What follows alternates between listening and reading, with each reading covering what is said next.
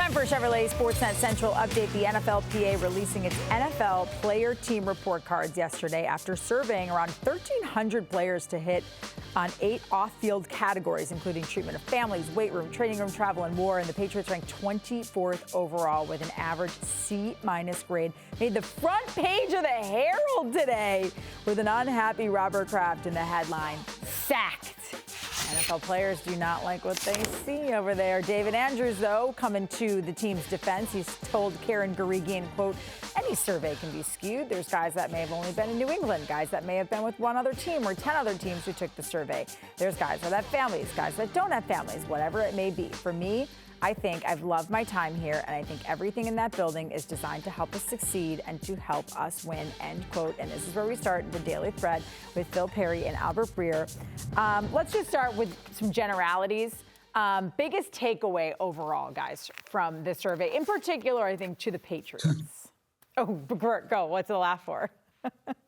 I mean, I think like some of the stuff in there was like sort of hilarious, like the Cardinals charging their players for dinner, like on a Thursday night, in November is wild, and the fact that the players there felt like walking through the weight room is a health and safety hazard.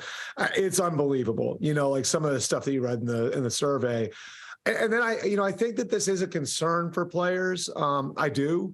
And I do think that there are a lot of players that look around and see the construction that's going on around them and wonder why more isn't going into their own development.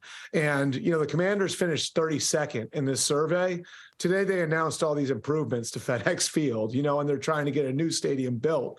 And so, yeah, I mean, if you're a player, you're looking at that and you're saying, well, they're trying to make sure the business succeeds. Are they trying to make sure I succeed? And the Patriots have some of that going on too.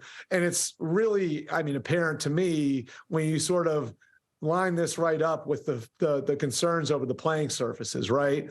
And if you listen to the NFLPA people over the last couple of months, one point they've consistently made is some of these teams that are playing on turf actually bring natural grass in because the European soccer teams won't come in here, won't go into their stadiums unless they do. So they're bringing grass in for European soccer teams, yet they've got the turf for their football players. So I think there are a lot of, I'd say, points of hypocrisy that players see in the way that resources and money is being spent and how all that is being sunk into the business, but maybe not so much into their own improvement individually. Really quickly. Nope, just want to tell everybody, see that big banner on the bottom of your screen. You can scan that QR code or you can go to NBCSportsBoston.com/vote. You can join the conversation and vote yes or no whether or not you think it's going to affect players' decisions to play in New England. Yeah, well, as Bert was saying, there are some objectively wild details. The fact that the Cincinnati Bengals haven't coughed up the money to get their players supplements is amazing to me, almost on par with not giving your players dinner if you're the Arizona Cardinals. I would say big picture, and I've gone back and forth with a handful of players today. I think players are happy that this stuff is out and is public. And yes, it serves a purpose for the players themselves, especially free agents that maybe, especially some of the higher end free agents that don't have a chance to maybe go visit some of these buildings that they're going to spend the next 4 or 5 years, especially if they're the top tier guys. But I think the side benefit, Trenni, is it puts pressure on ownership across the league that this is now public information. And you might get some competition now between the owners saying, well, I don't want to rank behind that guy, or how are we not better than them in this area? And maybe you do see some of those funds go into some of these different elements to make life a little bit easier for these players. Guys, this is a new thing, right? Like, I don't remember this survey ever coming out before and certainly not being released around. I'm just told by Sarah Cordero, our producer in my ear, this is the first time they've done it. And the timing to me is pointed. They do it right before free agency. Do you think that there's a player who's deciding between Team A and the Patriots are 24th and Team A is 6th or 5th, and they go, you know what? All things equal, I'm going to go ahead where I'm going to have everything that I want right at my disposal. I think it's very rare that all things are equal. I think if that were the case, theoretically, then maybe, yeah, these are the kinds of things that could impact you, especially if the people in your building aren't getting good grades. I think that's one of the saving graces for the Patriots here is that the training staff got an excellent grade. The strength staff got a B+. Like, it's not not necessarily the individuals that make up the guts of the building, so to speak, Bert. It's the weight room itself is outdated. There's some old stuff in there. The plane, they don't love the plane. They think the plane might be a little bit old. Like, those are the things that you can tweak a little bit. As far as the human beings inside the building, that to me would matter more if I'm a player. But again, number one, we said this last night, money's going to trump everything. Yeah, and I think that like this really isn't going to affect the decisions of free agents because I think it's too far down the list, behind money, behind how much they like the city they're going to go to, behind who's going to coach them, behind the players that are going to be around them. Like, I just think for players in these sorts of spots, that's one of the reasons why teams aren't investing in it, because, it's not a huge factor in players choosing where they want to play. But I do think it can have a material effect. And it's interesting. I think the Vikings were number one. Is that right, guys? Right? Yeah. Yes. Yeah.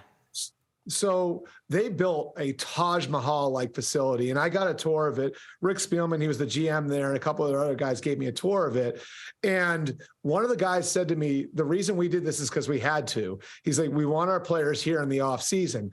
And almost none of them actually live full-time in Minnesota. So if we're going to convince them to spend 9 weeks out of their off season here in Minnesota, we have to be top notch in everything that we do here, so they know they're in the best place that they can possibly be. And I think that's where it can be a factor, right? Is in how your players are spending their off season, whether they want to be there for the off season.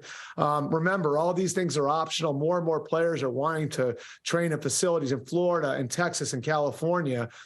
I think the way the Vikings have handled this is a really good example of where I like teams that are in places where players generally don't live, outside of Florida, outside of Texas, outside of California, can really materially make their operation better and create a more attractive environment to have their players spend most of their off season with the rest of their coaches and teammates. Well, guys, I do want to switch back over to the owner, because I just can't imagine that Robert Kraft woke up this morning and I'm sure he saw the front page of the Herald. I don't think he likes it. This has not been a great offseason overall, at least in terms of, how people are talking about this team. I was going to say aesthetics, but that's not really the right word that I'm looking for. But you guys know what I mean. It hasn't been a great offseason for the Patriots. And there was one quote, given the results, it's understandable that only 64% of players believe club owner Robert Kraft is willing to spend the money necessary for upgrades, ranking him 26th in this category. Does this change things, Phil? Does Robert Kraft wake up and say, okay, now I've had to hear about how we had Matt Patricia as our offensive coordinator last year, and I've had to hear about how we haven't drafted a wide receiver, and now I have to hear about and there's conflicting reports on whether or not we like our quarterback, and now people are saying that we're like the 24th best franchise in terms of facilities and amenities. I can't imagine this is sitting well with him. But I don't know if it's going to necessarily tomorrow, the way it did, it sounds like with the Commanders, lead to all sorts of announced changes. I mean, there is one thing, it is my understanding, there's been a new addition essentially to Gillette Stadium. It's a 4-floor building. The football operations are going to have the first 2 floors of that. It sounds like they may not be able to move into that necessarily for next season, but in the near future, they're going to have more space for the weight room. The space for the locker room maybe, or the training room maybe, will all be adjusted. And so maybe in a couple of years, maybe they've climbed the rankings a little bit as far as that goes. I also believe, I do think Robert Kraft, one of his strengths as an owner, and we see him all the time in the locker room, is the ability to communicate with players. And maybe something like this, Bert, leads to even more communication with players. And you meet with the captains and you say, hey guys, what can we do to make your lives a little bit easier? What can we do to make your experience a little bit better? If it's a brand new locker room that's going to cost, $50 million, then that might be a no. But if there are things that they can tweak here and there to make it a more attractive place or a more enjoyable place to work, I think he'd be open to that. And Phil, that's why I think you make it public, right? Like if you're the union, you want the owners to feel this and feel the effects of this. And so I certainly think like this is going to have an effect on Robert Kraft. Look, he wants to be thought of like the Cowboys, like the Steelers, like the Packers. Like he wants the Patriots to be one of the brand name franchises in the NFL and like seen as a world-class operation across all of sports. And this is one of those things that can damage your ability to be seen that way. I think one thing that's sort of interesting here, and I know people in New England don't have as much context on this, but I at least think it's interesting. I think the Patriots are one of only 4 teams that doesn't have a standalone practice facility, right? It's them, the Jaguars, the Texans, and the Bengals. The Jaguars are in the process of building a new practice facility that's going to be separate from their stadium. And if you look at like some of the things the players have to do, like walking almost like a half mile to get to their practice fields, or even further to get to their bubble, and things being all over the place, and it not being like a kind of separate workplace.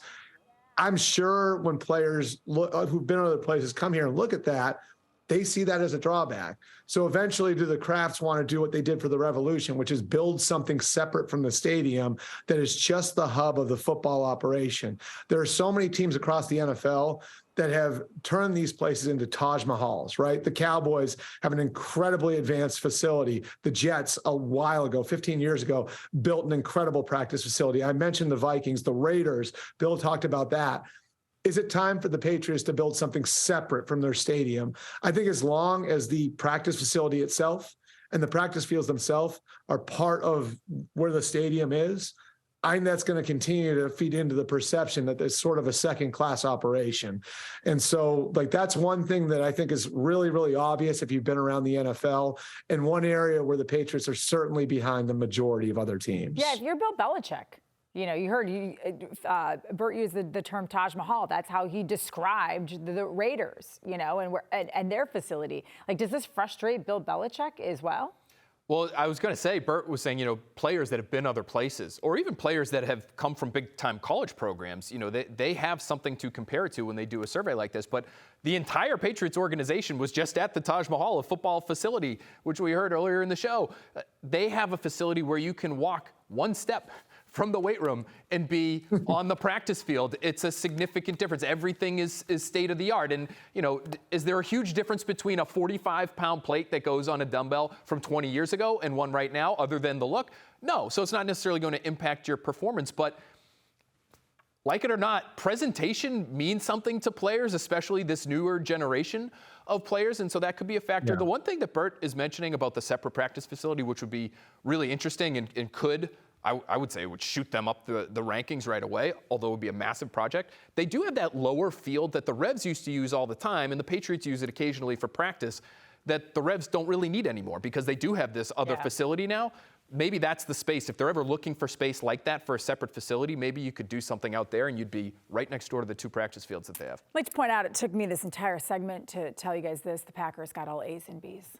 I mean, they don't win ever, and their quarterback's going to leave. But, you know. But hey, Trenni, nice, you know what, facilities. though? Trenni, but that's the same thing I was talking about with Minnesota. Like, they feel like they need to do that for their players to create an environment where their players are going to want to spend time in the offseason. And I'll be fair, they're attached to Lambeau, so they're not a separate practice facility, but they put a ton of money into making that first class. And I think that that's a big part of it is, like, if you want to talk about where this is materially going to make you better, create something that players want to be part of in the offseason when things are voluntary. That's an area where investing into this area of your operation can really pay off on the field.